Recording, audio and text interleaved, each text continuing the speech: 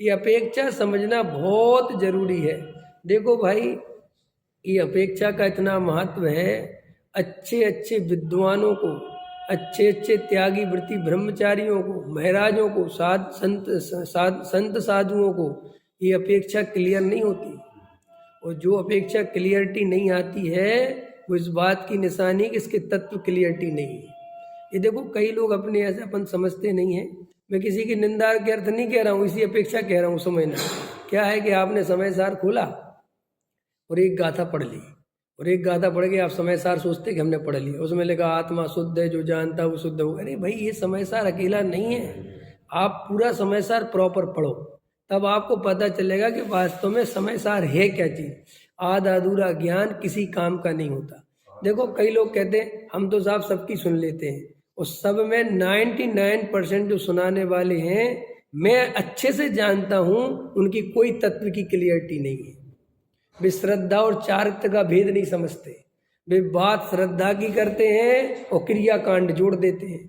जो सम्यक दर्शन को क्रियाकांड से जोड़ता है वो गारंटी से तत्व नहीं समझता। बोलो, और अभी कितने लोग हैं त्यागी वृत्ति ब्रह्मचारी में देखता हूँ साफ साफ बोलते प्रवचनों में, तुम अगर ये नहीं करोगे तो सम्यक दर्शन नहीं होगा, तुम्हारा ये त्याग नहीं होगा तो सम्यक दर्शन नहीं होगा, तुम्हारे जीवन में भोग होंगे तो सम्यक दर्शन नहीं होगा, तुम घर में रहते तो क्या सम्यक। मैंने ये बात ही दिखाती है कि इसके कोई तत्व ज्ञान नहीं है। और फिर भी अपन उसे बहुत बड़ा धार्मिक मान के सुनते रहते हैं, क्योंकि हमने भी धर्मात्मा उसे ही माना जो त्याग व्रत की बात करे, जो ये कहे कि शुद्धात्मा का अनुभव करो, भेद ज्ञान करो, तत्व विचार करो, सम्यक दर्शन इससे होगा। तो पता क्या लोग क्या कहते हैं, अरे खाली बातें करते हैं, चर्या तो कुछ है नहीं है, वो जीवन में तो है नहीं। वो जीवन में नहीं है माने, आप समझ गए मेरी बात। मैं वो ब्रह्मचर्य का रूप धर लूं, है ना, और फिर इसे मानता कि चर्या है, ये चर्या है, ये आचरण है। वास्तव में यही आत्मा का आचरण है क्या? और तुम इसको आचरण मानते हो, इसका मतलब 100% तुम आचरण का स्वरूप नहीं समझते। देखो, क्लियर हो गया? ये क्लियर है कि नहीं? क्या बोलो जी? तुम कहते हो कि संसार में जो इतने कुगरू कहाँ से पैदा होते रहते, तुम्हारे कारण।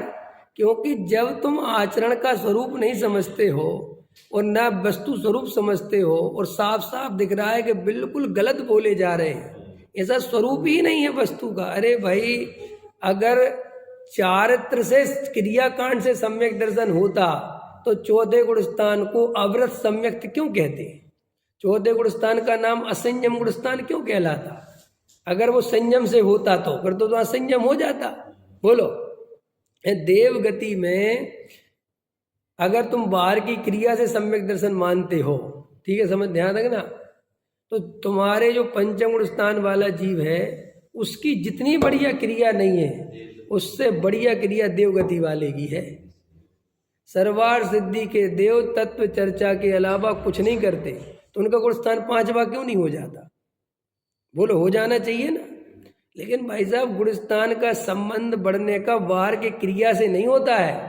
गुण स्थान का संबंध तो अंदर आत्म ध्यान से होता है, और वो सर्वार सिद्धि के देव वहाँ इतना सदुपयोग नहीं कर पाते कि जिससे वो गुण स्थान बढ़े।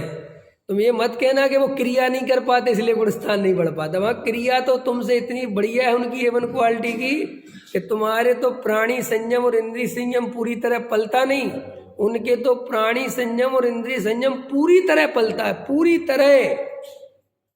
समझ में आया? यहाँ तो कोई पंचम गुण स्थान वर्ती भी हो जाएगा तो उसके 7वीं प्रतिमा में ब्रह्मचर्य होगा, और 7वीं प्रतिमा में भी राजेश जी ब्रह्मचर्य होगा, तो वहां पर भी दोष लगाता है, पूरा निर्दोष नहीं होता। माने मन में उसको विकार आ जाता है। सोचो, सोचना ध्यान से, पकड़ना मेरी बात। रोटी बनाता है कि नहीं, खाता है कि नहीं, तो आरंभी उद्योगी जो हिंसा होती है वो होगी कि नहीं होगी? होती है ना। घर में रहता है कि नहीं, कि हाँ सब उसके शरीर में रोग दुनिया भर के होते, चलता है कि नहीं, तो हिंसा होती होगी कि नहीं होती होगी? है, और भले ही शुद्ध खाता है लेकिन खाता तो है, बड़ी खाता है ना, तो भी गुण स्थान कौन सा हो गया? 5वां।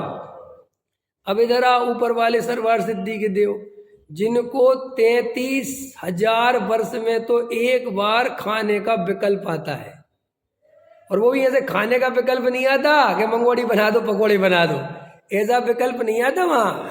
सिर्फ हल्का सा भूख का एहसास होता है, और एहसास होते ही कंठ से खत्म, फिनिश्ड। ठीक है, बैक्टेरिया शरीर होता है, एक भी जीव उनके निमित्त से मर नहीं सकता, मर ही नहीं सकता, बात ही खत्म होगी।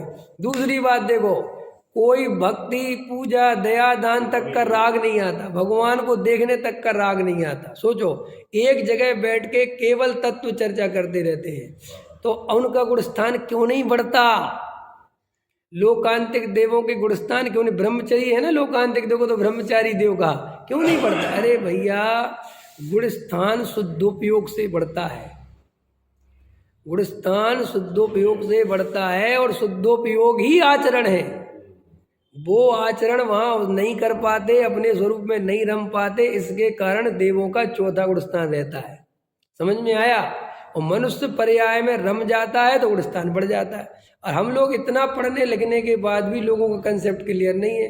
लोग पता नहीं सम्यक दर्शन वो काय से जोड़ते रहते हैं, ये करो ये करो, ये नहीं करोगे। अभी ये आपको इतने दिन स्वाध्याय सुनने के बाद, इतने दिन समय सार पढ़ने के बाद इतना भी क्लियर नहीं हो पाया कि भेद विज्ञान के बिना धर्म नहीं होता, आत्मा के अनुभव के बिना सम्यक दर्शन नहीं होता, तत्व विचार करे बिना सम्यक दर्शन नहीं होता, और तत्व विचार किसी क्रिया का नाम है ही नहीं।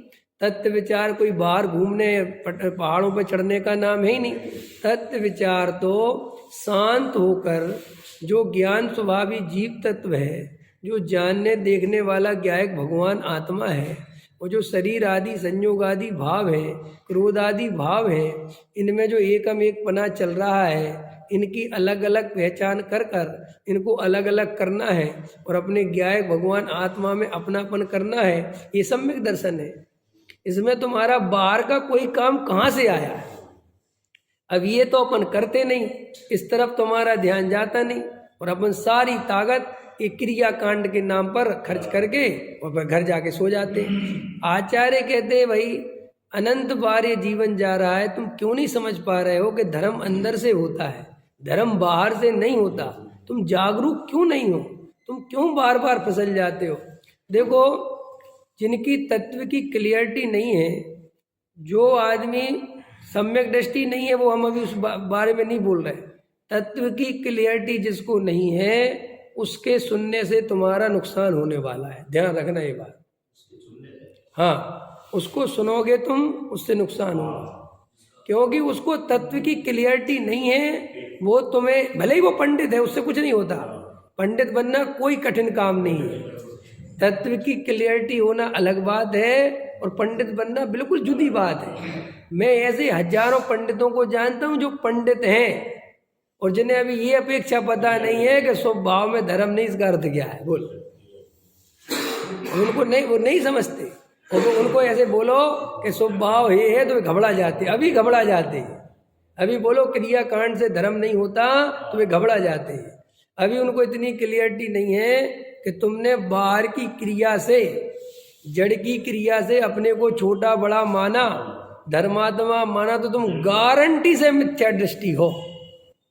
अभी इतनी क्लियरिटी नहीं है उनको, और वे जड़ की क्रिया की जरा सी निंदा करो तो उनके तकलीफ होती है, और वो कैसे भी करके जड़ की क्रिया को धर्म से जोड़ देते हैं। तो इससे बात पता चलता है कि इनके तत्व की क्लियरिटी है ही नहीं।